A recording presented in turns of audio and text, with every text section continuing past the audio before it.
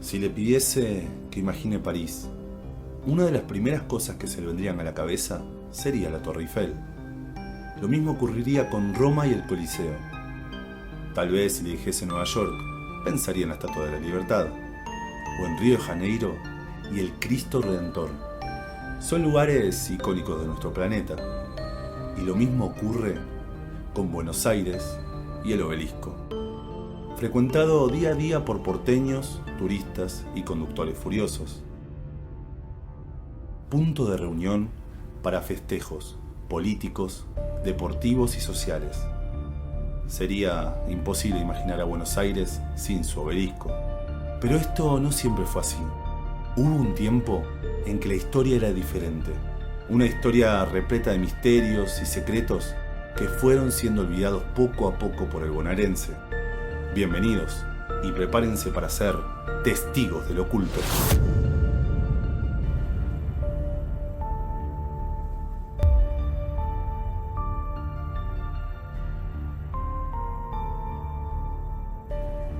El obelisco fue inaugurado el 23 de mayo de 1936. Mide unos 67 metros y medio de alto y fue construido en tiempo récord, prácticamente 31 días.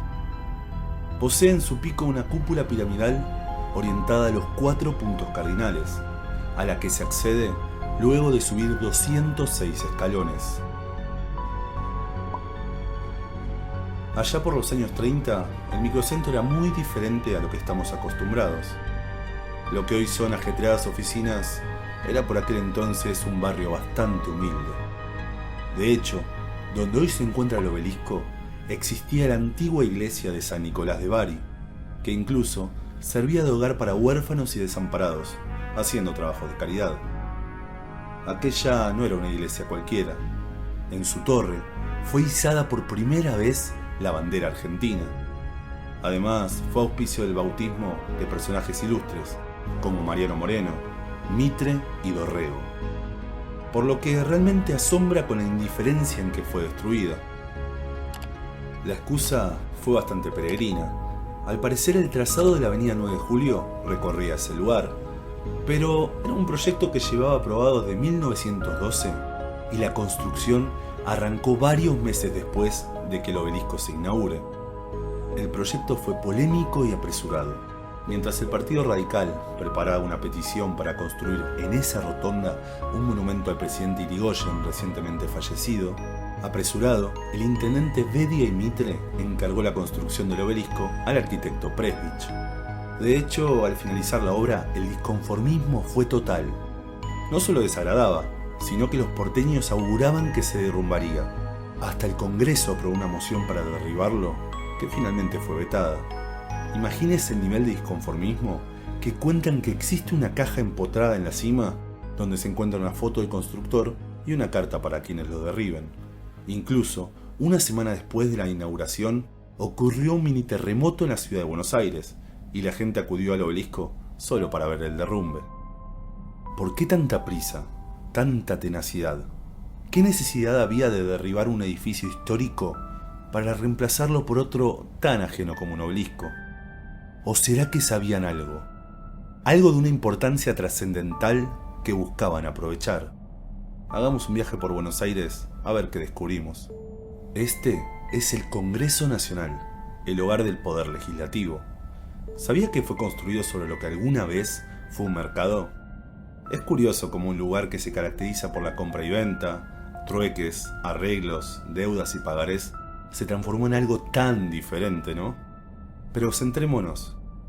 Partiendo del Congreso, avanzando por Avenida Mayo, llegamos a la Casa Rosada, el Palacio Presidencial, el Poder Ejecutivo. ¿Sabe? Curiosamente, según Google Earth, la distancia entre ambos hasta el centro de la Casa Rosada es de ni más ni menos que 6.666 pies. De la Casa Rosada nacen 2 diagonales.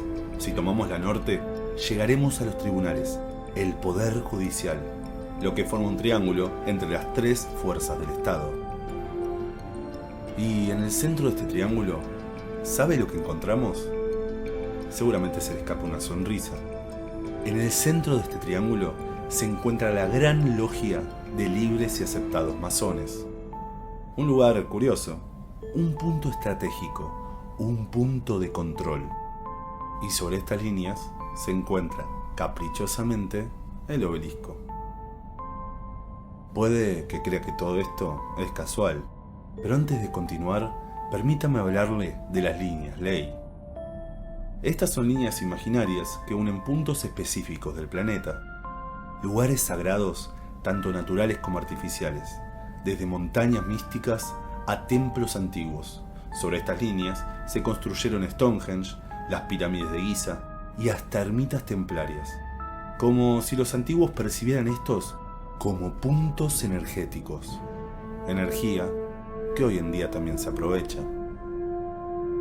Por ejemplo, el obelisco está separado del polo sur por ni más ni menos que 3.332 millas náuticas. ¿Sigue siendo todo esto casual?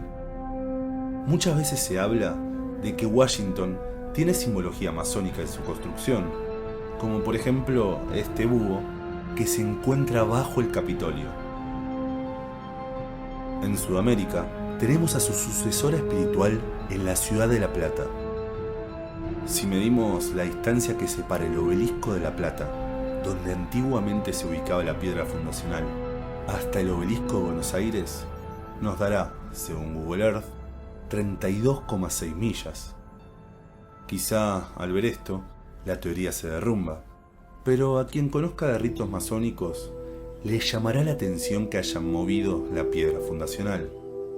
La piedra angular debe ser cuadrada, perfecta, por ser la base en la que se apoyarán las demás piedras que formarán el edificio. Si la piedra angular falla, la estructura falla. Entonces, ¿por qué movieron la piedra fundacional al centro geográfico de la ciudad? Midamos la distancia al obelisco, pero antes notemos cómo la línea coincide exactamente con el diagrama de la ciudad. ¿Coincidencia? Si bien no llegamos a 33 millas, y es que tampoco podía mover una ciudad entera, se acercaron bastante, siendo ahora 32,7. Por otro lado, la distancia que divide al obelisco de Buenos Aires de su par de Montevideo son 111 millas náuticas, la misma medida que usamos para medir la distancia al Polo Sur. Pero si queremos hacerlo en algo más cotidiano, como por ejemplo kilómetros, nos dará 206. ¿Recuerda? La misma cantidad de escalones que tiene el obelisco de Buenos Aires. Créame, nada de esto fue hecho al azar. Además, note cómo la plaza donde se ubica el obelisco de los Constituyentes tiene forma de pirámide. De la misma manera que la plaza donde se encuentra el obelisco de Buenos Aires tiene, curiosamente, forma de ojo. ¿Casualidad? ¿Pareidolia? En realidad, Buenos Aires, La Plata y Montevideo tienen más cosas en común. El ángulo formado por los obeliscos y la unión del obelisco de Buenos Aires con el de La Plata es de 33 grados. ¿Cuántas casualidades llevamos? Tal vez aún no se convenza, por lo que haremos un pequeño ejercicio.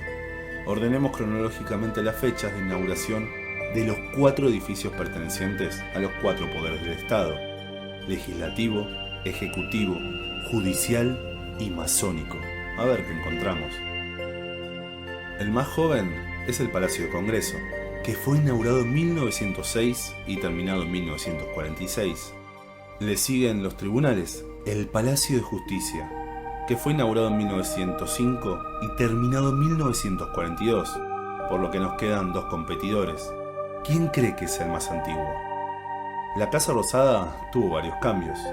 Cuando demolieron el fuerte del Virrey, se crearon 2 edificios autónomos: la Casa de Correos en 1879 y la Casa de Gobierno en 1886, unificándolos en 1898. Pero ninguno es tan antiguo como el Palacio Cangallo, la sede de la masonería, que fue construido por el ingeniero Pellegrini en 1872. Curiosamente, en el hall de entrada del palacio encontramos una estrella de 5 puntas. Simbólicamente representa la cosmología del hombre y su control sobre los 5 elementos, lo mismo que ocurre con la masonería y el triángulo de poder. Ocurre algo curioso si en lugar de guiarnos por los edificios, trazamos el triángulo por las avenidas? Es que la Diagonal Norte no da a la Casa Rosada, sino a un monumento en la Plaza de Mayo, la Pirámide de Mayo, curiosamente un obelisco.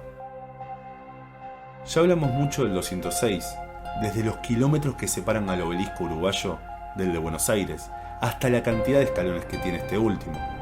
Y es que justamente 206 es la cantidad de huesos del cuerpo humano. Algunos dicen que metafóricamente la masonería le plantó un muerto al gobierno argentino. Y es que en realidad, entre la Casa Rosada y el resto de edificios, encontramos obeliscos, como si antes de tomar cualquier decisión, primero haya que pasar por la masonería. Ahora, si tomamos todo esto como real, ¿qué otros secretos esconde este triángulo? Organizado el Estado, se necesita también de un poder económico, y al norte de la Casa Rosada encontramos el Banco Nación, fundado por el presidente Carlos Pellegrini, hijo del arquitecto del Palacio Cangallo, banco que impulsó el modelo agroexportador, modelo que aún hoy se conserva. Controlada la economía interna, falta ocuparse del mercado exterior, y la aduana fue creada 3 años después del Palacio Cangallo, siendo inaugurada en 1875. La hipotenusa de nuestro triángulo de poder está cortada por un extraño edificio, el Palacio Barolo, y partiendo de él, trazando una línea que avance por el Río de la Plata hasta llegar a su hermano gemelo, el Palacio Salvo en Montevideo, encontraremos que hemos atravesado tanto la aduana de Buenos Aires como la montevideana, entrando por la Plaza de la Independencia a través de las puertas de la antigua Ciudadela. Una línea que mide más o menos 666.000 pies. Y donde además, al entrar a la Plaza Independencia a través de las puertas de la Ciudadela, nos topamos con una pirámide inacabada. Además, curiosamente el ángulo formado por estas líneas y la que une al obelisco con el centro geográfico de la ciudad de La Plata es de obviamente 33 grados. Hablamos mucho del Palacio Barolo, pero quizá usted no lo conozca. Fue diseñado por el italiano Mario Palanti, a pedido del empresario textil Luis Barolo, y llegó a ser junto al Salvo el edificio más alto de América. A Palanti, conocido por su vanguardia, no solo se le pidió el diseño íntegro del edificio, hablamos de aberturas, picaportes, terminaciones, decoraciones, todo, sino que se le dio una exigencia extra. El Palacio Barolo debía ser una representación arquitectónica de la Divina Comedia de Dante. El edificio está dividido en 3 partes, representando el infierno, purgatorio y paraíso. Cuenta con 100 metros de alto, la misma cantidad de cantos del poema, e incluso con 22 pisos, al igual que las estrofas de los versos. Y está culminado por una torre con un faro que representa al Empirio. Cuentan que la intención de Barolo y Palanti era el uso del edificio como mausoleo del propio Dante, cuyos restos aún están en disputa entre Florencia y Ravenna. Nadie sabe con certeza dónde fue enterrado, o será que Buenos Aires aún nos guarda secretos. Dante fue iniciado en la Orden de la Fede Santa, una ramificación de los Templarios, que con el tiempo se transformaría en la Fraternidad Rosacruz, íntimamente relacionada con la masonería, siendo su brazo religioso. Como ve, este triángulo de poder engloba todo el Estado, los poderes políticos, económicos y hasta espirituales, y todo girando alrededor de la masonería, todo pasando por su órbita. Antes de irme, déjeme hacerle una última pregunta. ¿Quién se sienta detrás del trono? Muchas gracias por su atención y nos vemos en el siguiente.